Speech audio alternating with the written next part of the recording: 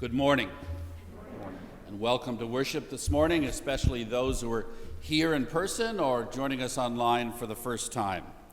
Some special announcements for this morning.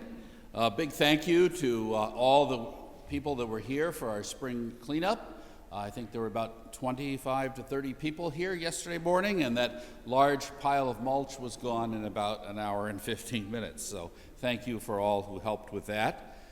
Following worship today, the Mission Committee will be meeting in the Upper Fellowship Hall. We continue our online education reflection on our luminaries this Wednesday at 7. Our next Theology on Tap will be still virtual a week from Monday.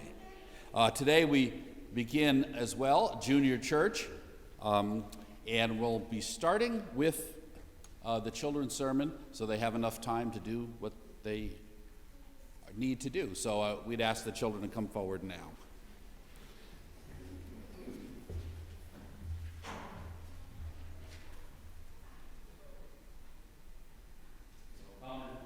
Get your dot.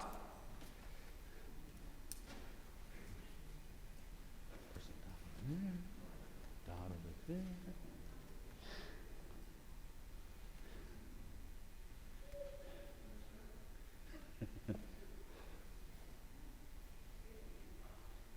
Little heavy on the boys today. So your verse today comes from Psalm 19. The heavens are telling the glory of God, and the firmament proclaims his handiwork. So that psalm tells us that one of the ways we appreciate God's love for us and sort of how we can look towards God is through creation. Anybody know what creation is? Yep. If you're creative, you make something. And so the heavens are telling the glory of God, that God has created all that is. And so one of the ways we appreciate all that God has done is by looking out the windows. What do you see out the windows? Yeah. Trees. Yeah. Flowers that are blooming. Yeah. Fireflies. Yeah. He said butterflies? Oh, sorry. Butterflies, yeah. We'll wait for fireflies a little later, right? In the year. Yeah. Anything else? But everything that is made comes to us from God. And one of the ways we look to God and glorify God is by appreciating the nature he has made. So let's pray together. Dear Lord, teach us to look at your world. Amen. Okay, you can go with Miss Sue down to Children's Church.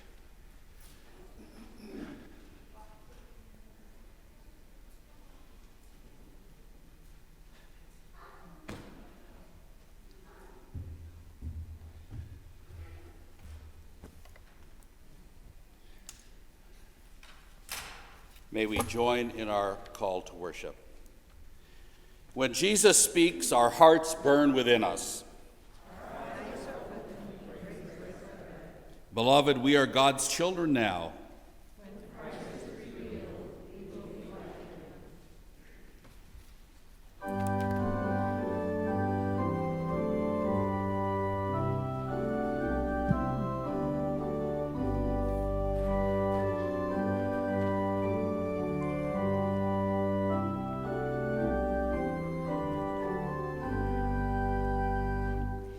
For the beauty of the earth, for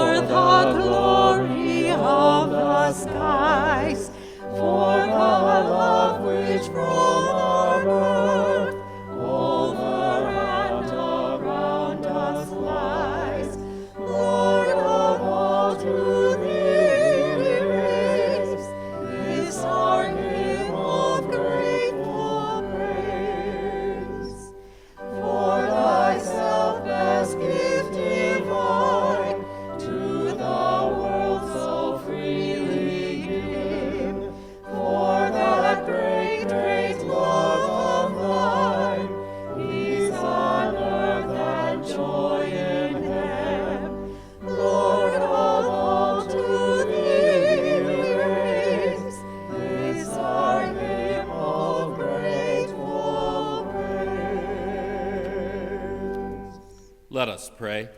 Almighty God, through your only Son who overcame death and opened to us the gate of everlasting life, grant that we who celebrate our Lord's resurrection may, through the renewing power of your Spirit, arise from the death of sin to the life of righteousness, through the same Jesus Christ our Lord, who lives and reigns with you in the unity of the Holy Spirit, one God, now and forever. Amen. The Lord says, "Come, let anyone who wishes take the water of life as a gift." Trusting in God's grace, let us confess our sin. Merciful God, in your gracious presence, we confess our sin and the sins of the world. Although Christ is among us as our peace, we are a people divided against ourselves as we cling to the values of a broken world. The profit and pleasures we pursue lay waste the land and pollute the seas. The fears and jealousies that we harbor set neighbor against neighbor and nation against nation. We abuse your good gifts of imagination and freedom, of intellect and reason. We have turned them into bonds of oppression. Lord, have mercy upon us, heal and forgive us. Set us free to serve you in the world as agents of your reconciling love. In Jesus Christ, amen.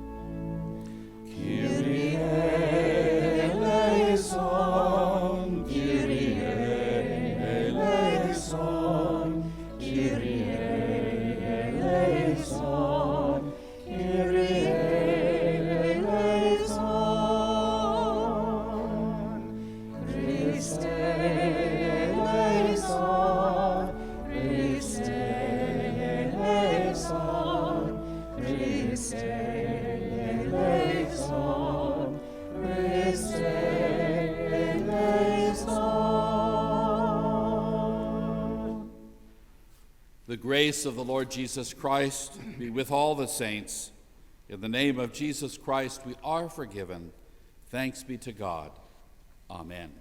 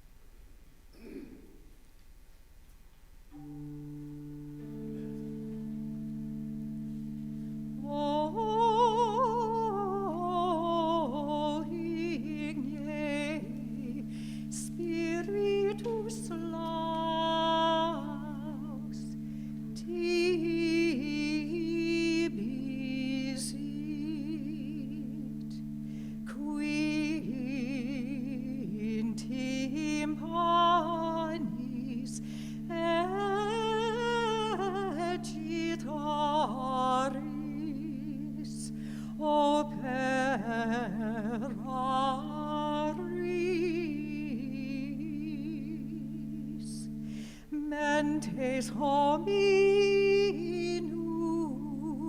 de te flagrant et tabernacula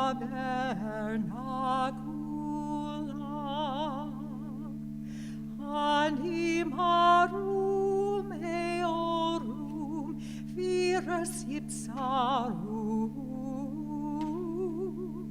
continent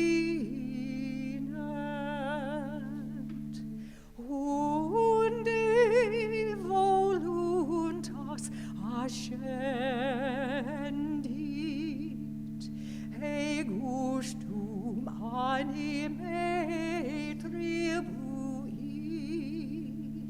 et eius lucena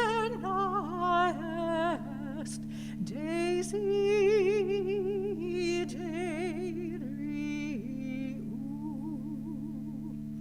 intellectus Dei in dulcissimo sono advocat,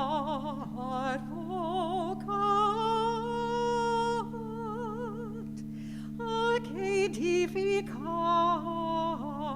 ibi, cum rationo litate parat, quae in reis operibus sudat.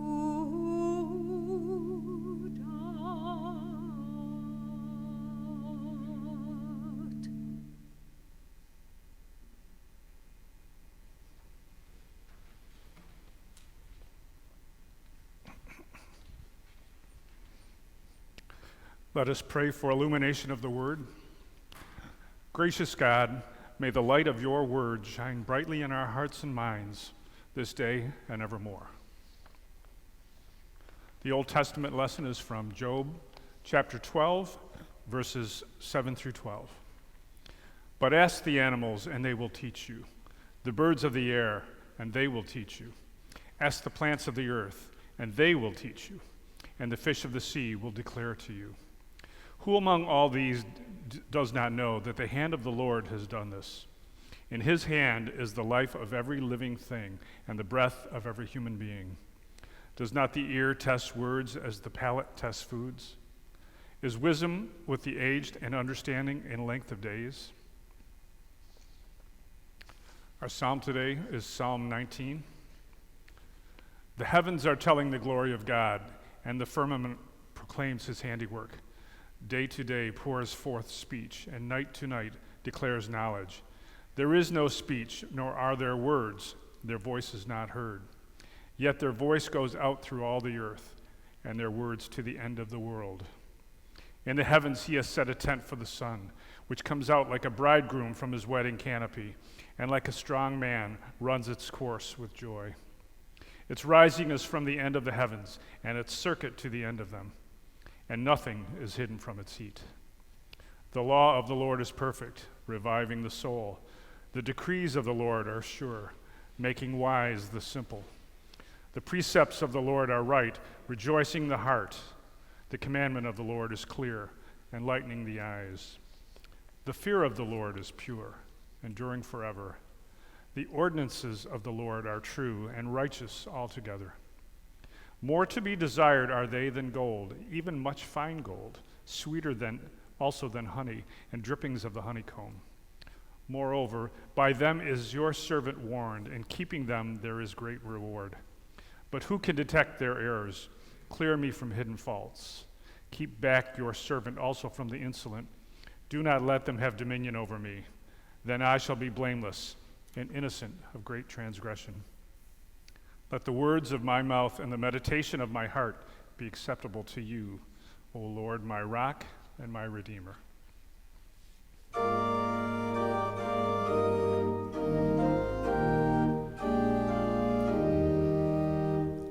Glory be to the Father, and to the Son, and to the Holy Ghost, as it was in the beginning, is now, and ever shall be, world without end. Amen. Amen.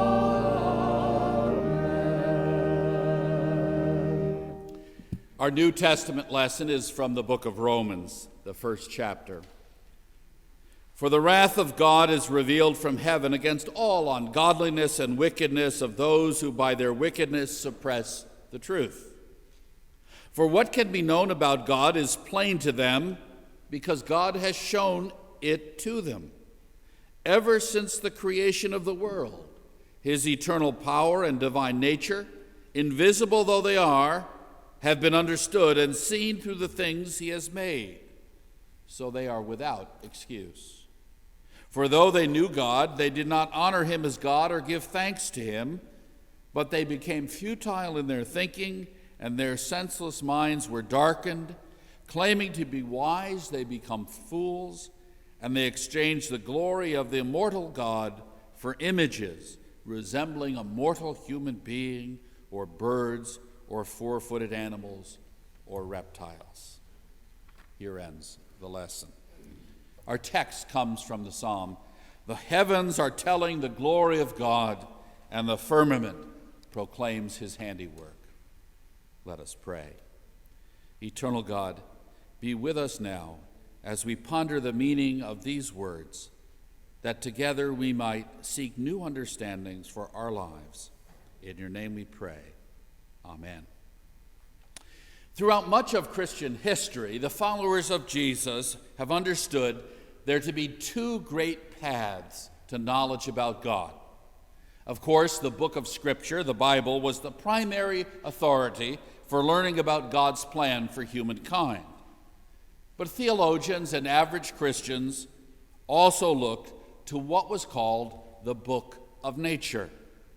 The sheer beauty and the wonder of the created order was considered a pathway to knowledge of and contact with God. But during the period following the Enlightenment, this changed. Nature came to be viewed as having no relation to God. Many theologians believe that the study of nature was not a means to discover the love of God. Many scientists taught that we live in a closed universe, which meant there was no connection between God and nature. And so the consequences of this was that for a very, very long time, the natural world did not serve as a means of connecting people with God. This consensus has begun to change in the last 30 to 50 years. And it's not theology that has rethought things. It has been recent developments in science, especially in cosmology, that have produced a new openness to thinking about the relationship between God and the created order. Now, one Christian figure who can be a helpful guide in this area is our luminary for today. And our luminary for today is Hildegard of Bingen. Hildegard was a remarkable woman who was born in Germany around 1098 AD. She was the 10th child in a family of the lower nobility. And unlike Mother Teresa, who we focused on last week, Hildegard had a sense of God's presence her whole life. Writing in her 70s, she tells us, "From my early childhood, before my bones, nerves, and veins were fully strengthened, I have always seen this vision in my soul, even to the present time when I am more than 70 years old. In this vision, my soul, as God would have it, rises up high in the vault of heaven and into the changing sky and spreads itself out among different peoples, although they are far away from me in distant lands and places. And because I see them in this way in my soul, I observe them in accord with the shifting of clouds and other created things. I do not hear them with my outward ears, nor do I perceive them by the thoughts of mine own heart, or by any combination of my five senses, but in my soul alone. While my outward eyes are open, so I have never fallen prey to ecstasy in the visions, but I see them wide awake day and night, and I am constantly fettered by sickness, and often in the grip of pain so intense that it threatens to kill me. But God has sustained me until now. The light which I see thus is not spatial, but is far, far brighter than a cloud which carries the sun. I can measure neither height nor length nor breadth in it, and I call it the reflection of the living light. And as the sun, the moon, and the stars appear in water, so writings, sermons, virtues, and certain human actions take form for me and gleam." End quote. Even though Hildegard was blessed with the visions and took vows as a Benedictine, this did not make her disconnected from the world. She took an interest in all kinds of subjects. She wrote books of theologies, studies in science, and helpful reflections on medicine. She was also a gifted musician. She composed words and lyrics for dozens of songs, one of which Connie shared with us now, and Kodo will play for the postlude. During her lifetime, the leaders of the church sought her out for advice. She went on preaching tours to spread the faith. She is one of only 4 women that the Roman Church has proclaimed a doctor of the church. Hildegard was a polymath. She could teach us about many aspects of our faith, but today let us focus on her teachings about nature. The first truth is that nature can teach us about God. The early leaders of the Christian church, as I told you, called the created order the book of nature. They believed that one could discover God by contemplating nature. Hildegard wrote, "Glance at the sun, see the moon and the stars, gaze at the earth, at the beauty of the earth's greenings. Now think, what delight God gives to humankind with all these things. All nature is at the disposal of humankind. We are to work with it, for without it we cannot survive." About 1,000 years later, a bishop of the Orthodox Church, Callistus Ware, explains the purpose of this contemplation when he tells us, "It is to see God in all things and all things in God, to discern in and through each created reality the divine presence that is within it, and that at the same time beyond it. It is to treat each thing as a sacrament, to view the whole of nature as God's book. The heavens are telling the glory of God, and the firmament proclaims his handiwork," the psalmist tells us. The second truth is that nature is a creation of God. Nature is not divine itself. Some of the very early Christians ignored nature, and they did this because of the surrounding religions of the 1st and 2nd century. Many of them worshiped nature in one form or another. In the Old Testament, the prophets condemned the worship of the Baals. This was a form of the Baals were a form of nature worship. It saw the divine as being identified with nature. And there is a movement today as well to worship nature. In the radical environmental movements at the extremes, there are attempts to create a religion that is a form of nature worship. And there are many of these groups, both in and without the church, who identify God with the creation. A woman called Starhawk, who calls herself a witch, wrote, "There is no dichotomy between spirit and flesh, no split between the Godhead and the world." This is an example of seeing creation as being God. Paul tells us this is worshiping the creation and not the Creator. Hildegard tells us every creature is a glittering, glistening mirror of divinity. And she means that we're not divine, but a reflection of the divine. So you and I need to be aware that nature is not divine. We must resist the mistake to view God as being identified with creation. The physical world is God's great handiwork. As the psalmist tells us, the heavens are telling the glory of God, and the firmament proclaims his handiwork. A third truth we learn from Hildegard is our Christian duty to care for nature. Hildegard wrote, "The earth should not be injured. The earth should not be destroyed. As often as the elements of the world are violated by ill treatment, so God will cleanse them through the sufferings, through the hardships of mankind." These words and others have helped to inspire us to care for the natural order. She reminds us that if we don't care for the water, the air, the earth, the land, we human beings will pay a price. The fourth truth we learn is that the beauty of the created order can point us towards God. While knowing creation's proper place, Hildegard delighted in the joys and the beauty of creation. The beauty of nature is not God, but it can point us towards God. Now, for many years, God was excluded from the discussion of nature.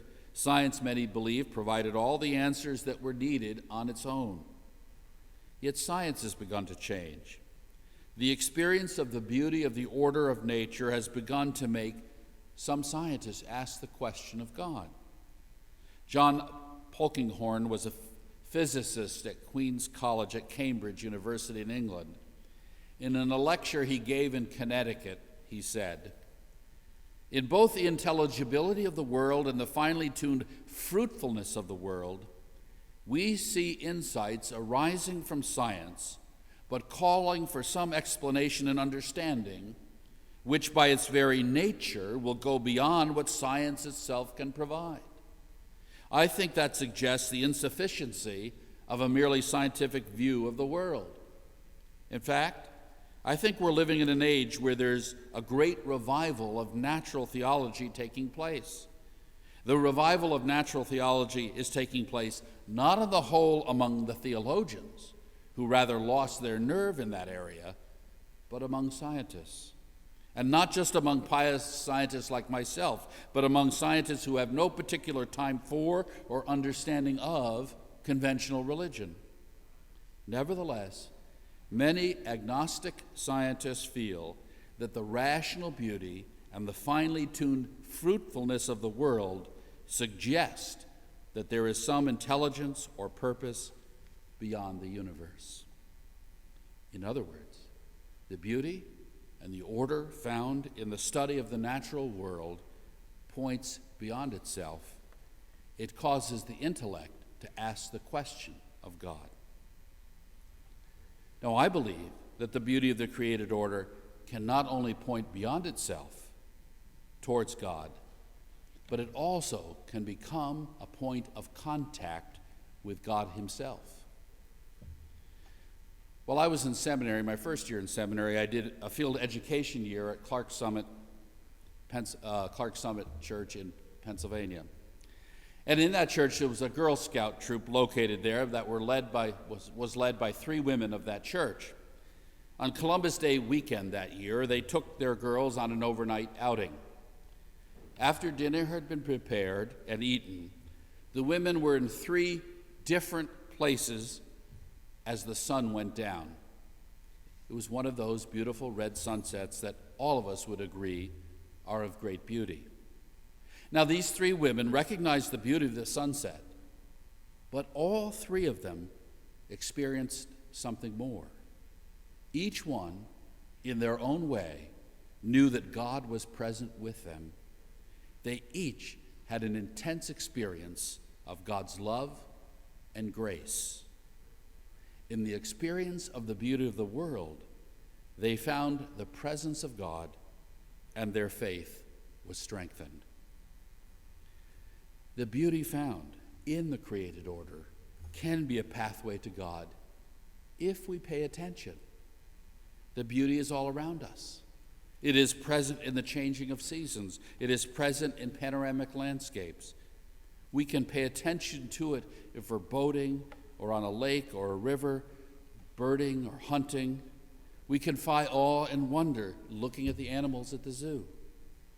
The vastness of the universe can be seen both through a telescope and through a microscope.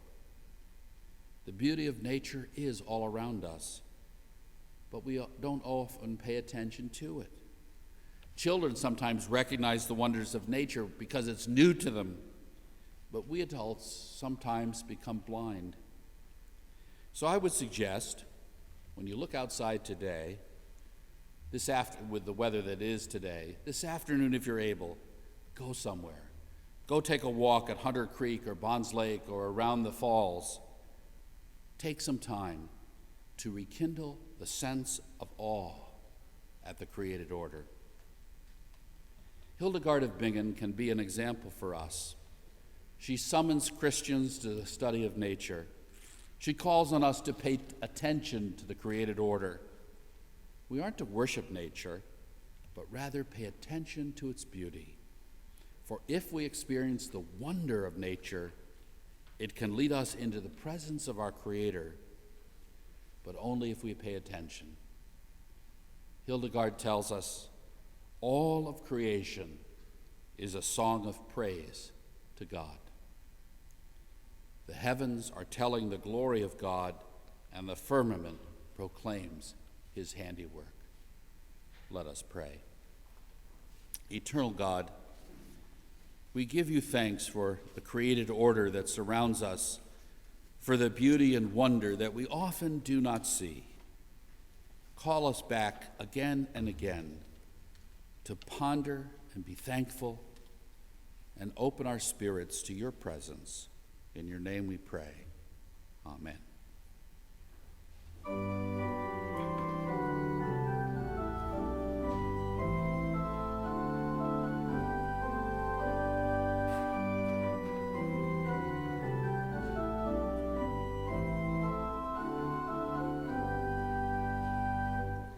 All things bright and beautiful, all creatures great and small, all things wise and wonderful, the Lord God made them all. Each little flower that opens, each little bird that sings, God made their glowing colors, God made their tiny wings. All things bright and beautiful, all creatures great and small, all things wise and wonderful, the Lord God made them all. The cold wind in the winter, the pleasant summer sun, the ripe fruits in the garden, God made them every one. All things bright and beautiful, all creatures great and small, all things wise and wonderful, the Lord God made them all. God gave us eyes to see them, and lips that we might tell how great is God Almighty, who has made all things well. All things bright and beautiful, all creatures great and small, all things wise and wonderful, the Lord God made them all. Let us pray. And our response today is to Lord, in your mercy is hear our prayer. We offer our prayers through Christ, who lives and reigns forever, and prays for us in heaven. Through Christ we pray for the church. Teach us again how to love one another. Let us be born anew this day through your living and enduring word. Lord, in your mercy, hear our prayer. Through Christ we pray for the earth. Bring about your new creation. Help us to take care of the natural world and work for the building up of the human community. Lord, in your mercy, hear our prayer. Through Christ, we pray for all nations in the world. Be with those who live in places of warfare and famine. We pray for those who have lost loved ones in the pandemic, for all nations. Lord, in your mercy, hear our prayer. We pray for our own nation in this time of deep division, violence in our cities, a sense of injustice felt by many. We pray that you would kindle in us an openness to one another, to listening to those with whom we disagree, and a sense and a commitment to live in harmony. Lord, in your mercy, hear our prayer. Through Christ, we pray for this community. Be present with us in word and action as we seek to follow Christ's way, sharing the amazing joy of resurrection. Lord, in your mercy, hear our prayer. Through Christ, we pray for our loved ones. We pray for all those in nursing homes, for all those who are experiencing a sense of isolation because of the pandemic, for all those waiting for test results, for all those who mourn and need your healing touch. Lord, in your mercy, hear our prayer. God of all power and glory, receive these prayers and continue your mighty work among us through Jesus Christ, our living Lord, who taught us when we pray together to say, Our Father, who art in heaven, hallowed be thy name. Thy kingdom come, thy will be done, on earth as it is in heaven. Give us this day our daily bread, and forgive us our debts, as we forgive our debtors.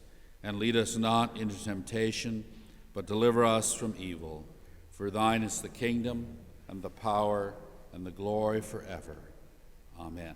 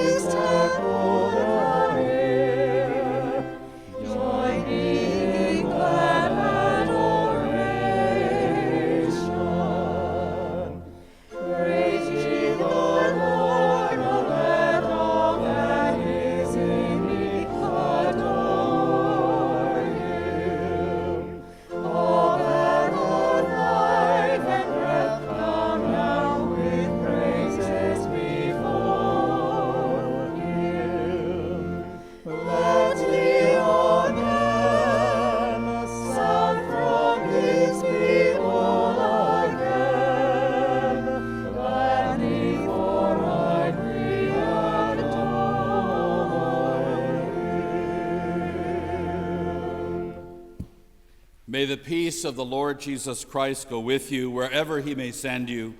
May he guide you through the wilderness, protect you in the storm. May he bring you home rejoicing at the wonders he has shown you. May he bring you home rejoicing once again into our doors. In the name of the Father, and the Son, and the Holy Spirit. Amen.